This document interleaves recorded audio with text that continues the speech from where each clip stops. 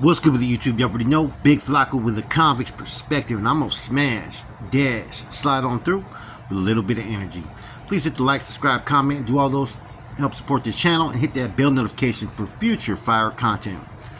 So, as you can tell by the title, man, I had some situations to where, man, I was saved by a lockdown.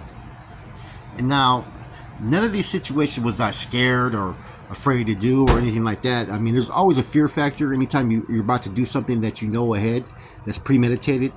Anytime you're about to do a pegada, a removal, or something's gonna go down, you know, everybody knows this. You start to get the sweaty hands, you start to get fucking pedos, sometimes you have to fucking take a shit, all kinds of different things just because your nerves. Fear will make you react, right? And I had a couple situations to where most of my situations were all spur of the moment they fucking happen. You know what I'm saying? You know, two things I planned I was involved in. The other couple of incidents I fucking just addressed as they happened, which I've always been an impulsive individual, right? When I sliced someone up in the county jail, it was on impulse. So now when I got to San Quentin, right, I'm a first termer. I ended up in the hole like within a month in the shoot term, right? Got the shoot term suspended, went back out to reception center. So I was fortunate to be on the 6 yard back in the 90s with a bunch of the old school cats back then, when the NR was really something that was representing to the fullest, and when the NF was at an elite level, and there was a lot of carnales on the yard, right? This is all before Operation Black Widow. This is even before the Brown Bob murder and the MC murder. Now, okay, so I get to Solano, right? Now, bear in mind, I was taught when I was in my county jail you have to assess any matter. If you feel threatened, do what you got to do, right? So I'm walking the track, right? First, I was on a level 3 side. I got moved to a level 2, which I was only on that override for about fucking like a week, and I'll tell you why. Now, first day I was on the yard. Level 2 was a dorm living, right? And I ran to a homeboy from Bam Bam from Livermore, right? Now, Bam Bam eventually gets overrid back to the level 3 side too, I think because he was associated the same with me. So when we're walking to the yard, right, I ended up seeing some Wedo there that I had fucking, OG Wedo I sliced up at the county jail. He was on the Solano fucking 3 yard. So on instinct, he's with a couple other woods there, right? I fucking go jam him up in front of, right there on the spotlight, what's cracking, right? And dude kind of got all fucking kind of a little scared and shit, wouldn't fucking move off the bench and shit, and Bam Bam stayed posted up, and the other white dudes didn't know what to do. And the dude said that he didn't want no pedo, that fucking, he had nothing to say, and I told the dude straight up there, I go, man, you ratted on me, right? Because that's what I was told by the fucking cops, that he said that I did it, but that he did not want to be on paperwork, so he wouldn't be down, he wouldn't, you know what I'm saying, put a statement. So they were trying to get me to fucking confirm that I actually hit this dude, right? So, lo and behold, after this incident, I was got up by the homeboys like, hey, you know, you have to report everything. Don't take flight if you don't have to, unless they come at you fucking aggressively and try to take flight, or with balled up fists, do what you got to do. So that was the procedures that I was taught. So, you know, and this was all being implemented on the other yard as well, right? It was all like, we had it good there. We had the numbers. There's no reason to get off if we didn't have to. And that's the information I was kind of getting when I was on that yard. So I go back over to the level 3 yard instantly. Now, while I'm there, I phone file. You know what I'm saying? I'm getting schooled. I'm working hand in hand with the COC there. I end up having a building position on the building channel. And I'm a youngster, of course, still though, right? But I'm following every protocol. You know, when a new arrival bus comes up, if they're outside, go jam them up. Hey, ask them where they're from. You know what I'm saying? Is there any homeboys? Are they from up north, down south? Who came with them? That's just part of the green that we used to do back in the days. Now, you know, also you want to make sure that, you know who's in your building. So this particular bus, we had a new arrival. We didn't know if they came from, I think, Wasco at the time. So we didn't know if there maybe was a bulldog or whatnot on the yard, right? We actually had a bulldog one time hit the yard, and they escorted him out by himself. It was crazy. And we actually had a homeboy that was from Fresno at that time, Tony. I remember that, OG. So there was this one dude that came, so I go to jam him up, and I think I'm with fucking Popo from Los Banos, I think, and I think maybe either Smiley from Hayward or someone else. I forget who was with me, right? Because we used to always walk in pairs, and it was right before chow release, right, in the morning. So I go up to him. I say, hey, so where you from, man? Like, you northern or southern? He goes, "Cause this is Sewell, right?" He came at me like not come at me, but he kind of said it like aggressively, like, "You gay?" You know what I mean? Like that's just how I took it, right? This is Sewell, right? I'm like, dude, who's the fuck's this dude's trip? And I told Popo, I said, I'm about to take flight on this dude. Popo or Smiley, I forgot who it was. I said, I'm about to take flight on him. He goes, nah, but I'm hella fucking pissed, right? Because I felt the dude kind of came at me sideways and shit, but I'm following protocol. You know what I'm saying? Which at that time, we had a good rapport with a South Sider named Rick, who was running the yard for the Sureños at the time. Rick was actually in my building, you know what I'm saying? And I had to have different dealings. So I go and report it. And I didn't want to let it go, right? And so fucking some of the homeboys were trying to convince me like, oh, hey, nah, dude came at me sideways. Fuck it, we can go up in the fucking cell if he wants to. If he doesn't want to fucking apologize, then let's go up in the cell. Because they reached out to him, they talked to him, and he said he didn't feel like he did anything wrong. So we were gonna fucking next thing you know, we were gonna go up in the cell and deal with it, right?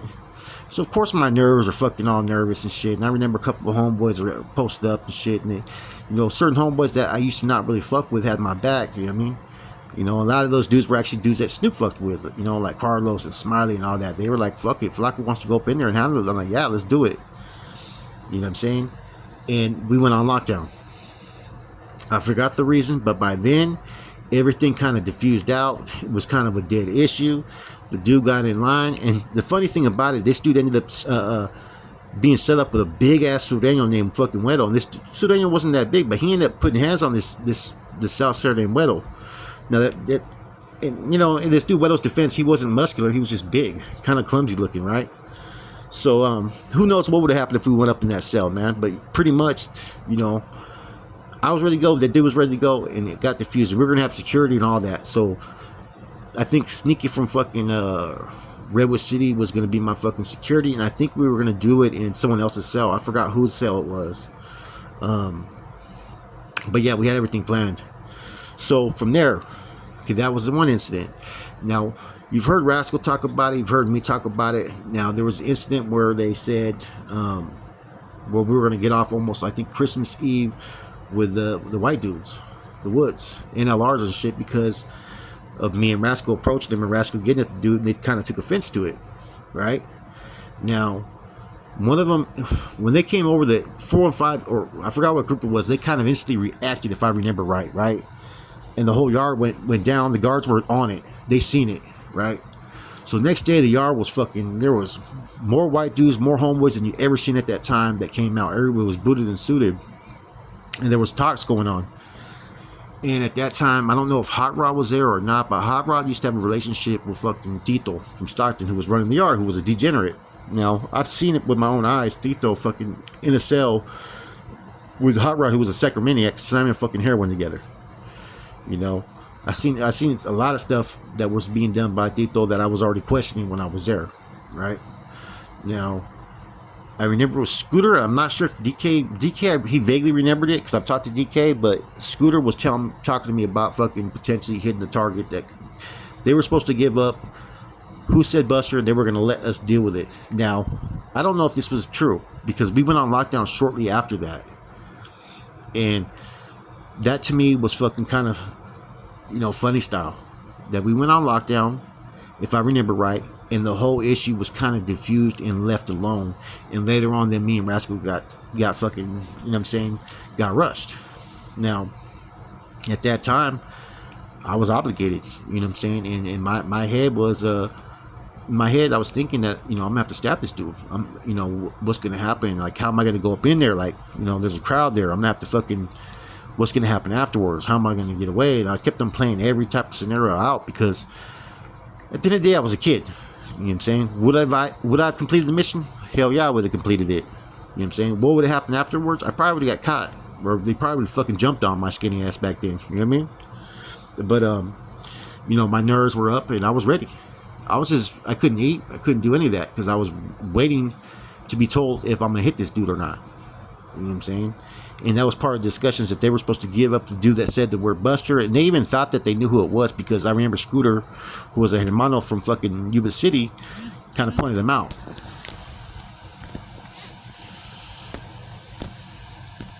Now, afterwards, right, Um, we went on lockdown, and it was diffused matter. And see, this is one thing that kind of fucking got to me afterwards, right? Is that when me and Rascal got rushed, there was nobody making an effort, right? And then there was rumors that was coming out of Tito's mouth that we weren't supposed to be on that side of the yard like that, and which we were doing our job. I remember I was hearing that from fucking K9 from Soccer when he came through, was that he was saying that we weren't even supposed to be over there. Well, hold on. You were saying we had to get the DTRs from every building, including 2 and 1. Tito's full of shit. Now, Tito, I wouldn't be surprised if he pretty much fucking threw us to the wolves, right? He may have made a deal back then for some fucking heroin or whatnot to throw us to the wolves to go ahead and do what you want to do and nothing was going to happen. He may have made a deal with them that, you know what, let's defuse it. I'll get my people to back up, and when you want to rush these guys for disrespecting you guys, then go be about it. I always questioned that, but these were 2 incidences, man, that for some reason, you know, lockdowns hit. Now I've been involved in a lot of shit. You know what I'm saying? You know, pegadas, fucking, you know, melees, you know, one-on-one fades, you know what I mean? All that stuff. You know, the county jail, I think I got off more in the county jail my fucking first year, even when against homeboys, than I had anywhere else. You know what I'm saying? But, you know, I caught 2 batteries when I was in San Luis Obispo. San Quentin, I got off in a melee. You know what I'm saying? Tracy, I got off in the oil yard. I beat the 115. You know, so I've had a lot of incidences, you know what I mean? You know, the stabbing in the county jail was partook in another hit right there. Hit some other dude from out there, San Jose. So I was involved in a lot of stuff that I don't always talk about. You know what I'm saying? But this one is to show more the human side of, you know, me. That, you know, hey, I was nervous. You know, part of me had that little fear in me, like fuck, what's gonna happen? And that fear's still gonna make me react. You know, it's like anywhere you go, like when you're a new arrival, you're gonna have those nerves, you're gonna have those anxieties, and you know, for some reason I didn't have to engage in these acts. You know, which anything could happen. You know, I could be doing a life sentence just based upon those hitting that dude, because, you know, in my mind back then, you know, I was reaching for the stars. I was striving. You know, I was already making those steps for full-time commitment in this. And you know, I didn't care at that time if I was going to see the streets again. And I know Rascal, we were cellies around that time too, so I know Rascal used to have that same mindset, man. And we should talk about shit like that all the fucking time, man. You know, and I like how he brought it up, that he would try to go against my view on things to see how I could react to it, man. You know, we used to have some deep conversations in the cell, man, like real deep. You know what I'm saying? We were both fully committed. You know what I'm saying? You know, we weren't the ones that were considered stragglers, or, you know, and that's why some of us, you know, went a different route because of the people we were around. Some of us went a different route. You know what I'm saying? It all depends upon where you land and how you're gonna fucking advance. But I can honestly say that, man, those were times that, like, fuck, man, like, you know, when you're about to go in and do something knowingly, it's a lot more harder than it is when something just kicks off and you just fucking react. You know, I've always been one not to wait, not to plan and prepare, because if you disrespect me, it's time to get busy.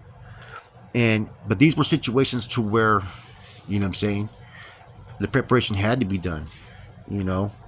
But every other incident, man, like even the first melee I was involved in, it just kicked off and I was there and I reacted like I was supposed to. You know what I'm saying? And you know, the situation, you know, when I was hit the yard in San Luis Obispo, I mean, yeah, that was nerve wracking because I was the only fucking Norteño on that fucking yard, and there was a lot of active Southsiders on that yard, and there was Bulldogs, there was everything. It was a fucking melting pot, dropouts, actives, everything. Because, like I said, in the '90s, communication and established yards were not like how they are today. You'd have dudes that were basura from all sides, and a lot of youngsters were just going there to do time, and those implementations weren't really being put out there like that yet. You know, the politics hadn't reached that level. You know, but yeah, I figured I would talk about a little bit more about me and some incidences that I had. You know what I mean? And these are two that I said, like, you know, I got fortunate that I didn't have to deal with it. You know what I'm saying? The first one would have been just a fight. You know what I'm saying? Win or lose. What's the worst that could happen? Your ego gets affected, right? And I've never been scared to fucking run from anything. That's one thing about me is I don't run from that. Even if I have a sense of, you know what I'm saying, uncertainty about what's going to happen, and I'm concerned and I'm being attentive to my surroundings and my anxiety's up, does not mean I'm going to show it. I'm going to still react. You know, after that, besides the incident in Tracy in 2006, there wasn't really too much stuff I could really talk about as far as involvement, man. There was no conflict or issues really that really arose.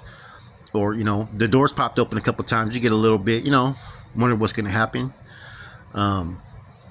You know, but besides that, you know, most of the stuff that I had to take care of later on was stuff on the streets. And like I said, there's a lot of stuff that happened on the streets that I'm not going to talk about, man. That it's in my best interest, you know what I'm saying, not to discuss certain things that were done back in those days, you know what I mean? But anyways, man, this is another quick spill, a little bit about me, about some situations that are a little bit different, you know, because I know a lot of people like to come on and talk about, you know, we did this, we did that, you know, and I've always been honest about any instance that I've been in, you know what I'm saying? Like, I've never tried to embellish. I've always told it through the lens of what I've seen. And sometimes you could be involved in these incidents and you don't even remember everything that happens because everything happens so fucking fast, man. But anyways, this is your boy Flacco, Convict's Perspective. I hope you guys all have a positive one. Keep pushing, man. Keep striving. And I mean that for everybody. Whether you're active or inactive, doesn't mean that you don't deserve the right to make changes and live a better way in your life. I'm gone.